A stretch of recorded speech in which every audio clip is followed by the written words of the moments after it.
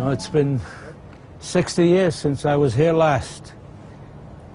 60 years, that's a long time. It sure is. There's the wall, and all those pocket marks from the bombardment, from the shelling. You were up here when you were wounded. What happened? The truth is, I don't know what happened. A shell exploded in my face, and I got covered with shrapnel all over my body. I couldn't see. I thought I was blind. The Israelis held on to Ramat Rachel, but the Arab Legion kept up the pressure on Jewish-controlled Jerusalem by cutting the supply route from Tel Aviv.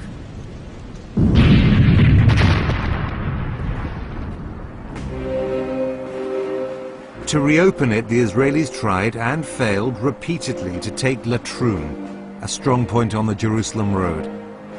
The first time they thought it was defended by Palestinian irregulars. Instead, they faced well-dug-in professionals from the Arab Legion. We were encountered by a tremendous fire of machine guns and mortars and so forth. The heat was absolutely about 40, 42 degrees, and in the shadow. We didn't have enough water, of course, and people were hit all the time.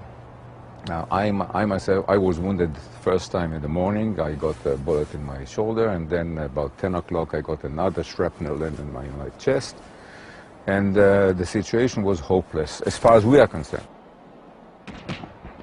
In Jerusalem's walled Old City, the Jewish quarter fell to the Arab Legion. Over 1,000 Jewish civilians lost their homes. Almost 23,000 Palestinians left districts of the city captured by Jewish forces during the war. The Legion kept the Jewish-controlled west of the city under siege, but never risked trying to capture it. I think that people fired.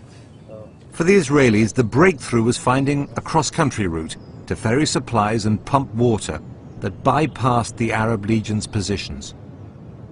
We assembled 13 jeeps. One of them belonged to Ben Gurion. We loaded them with about more than half a ton per jeep, medical supplies, ammunition, weapons. We knew exactly what the situation in Jerusalem is. How important was it for the Jewish forces to hang on in Jerusalem? It's unbelievable how people felt about Jerusalem. They knew that without Jerusalem there is no Jewish state.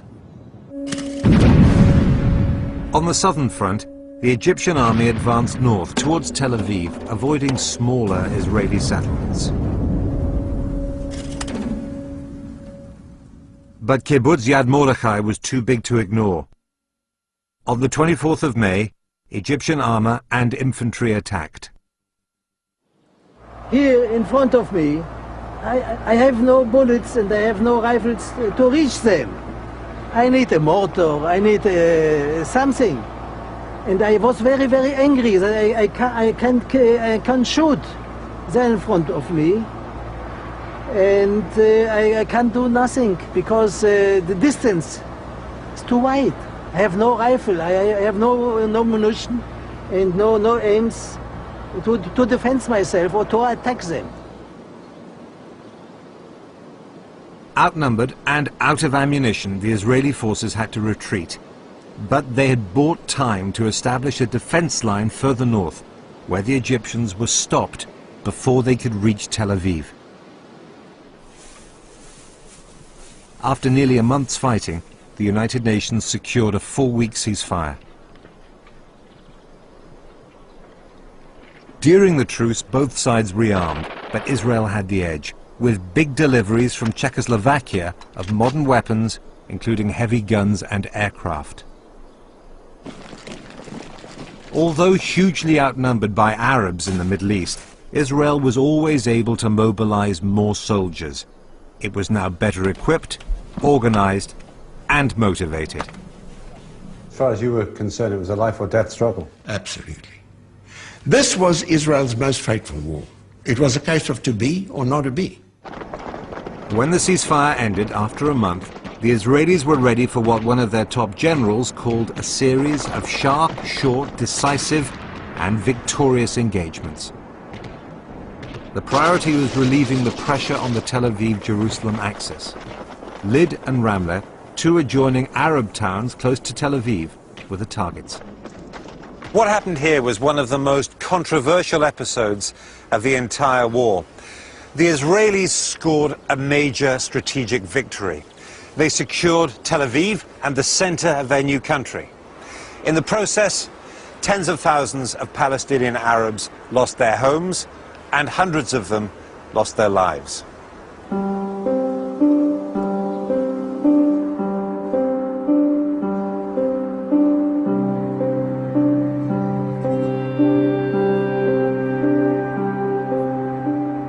The Haganah killed dozens of Palestinians who were sheltering in a mosque.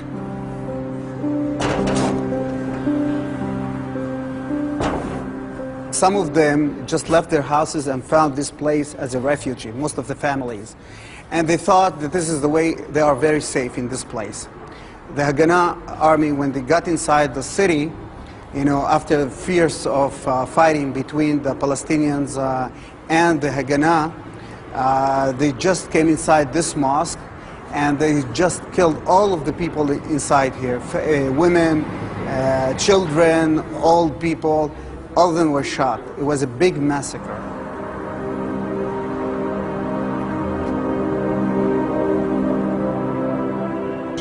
Some of the residents were forced to bury the bodies.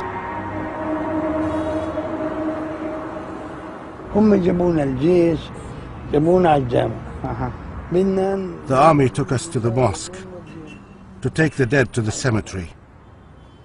We entered one room. There were 60 or 70 bodies inside. Later they covered them with clothes and poured petrol and set them on fire. There was a woman dressed in peasant clothes. Next to her were two little girls. We carried them and put them over there. They were the only ones who had a proper burial.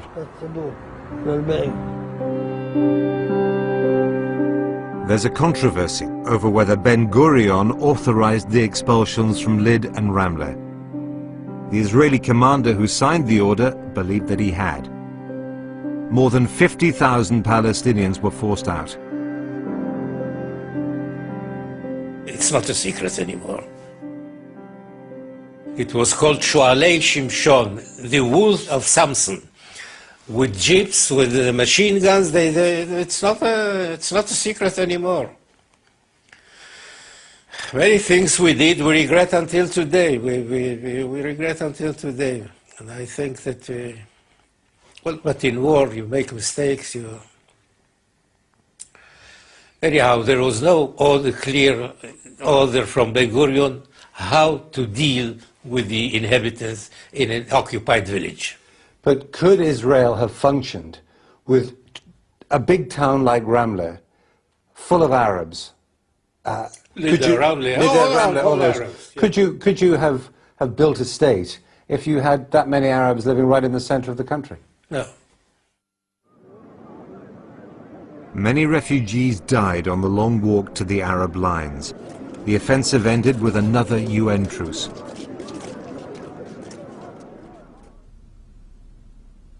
In 10 days of fighting, the Israeli general, Igal Alon, estimated that 20% of the effective Arab fighting force had been lost, and the War of Independence won, though not ended.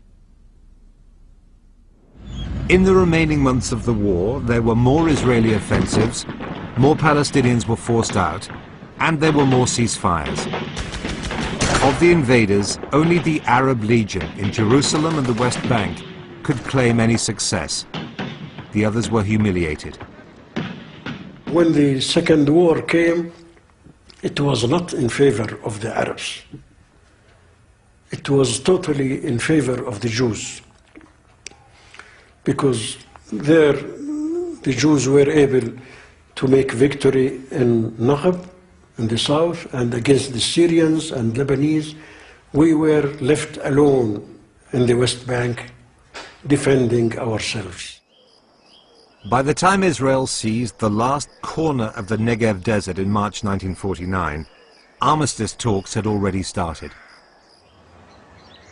Yad Mordechai was recaptured.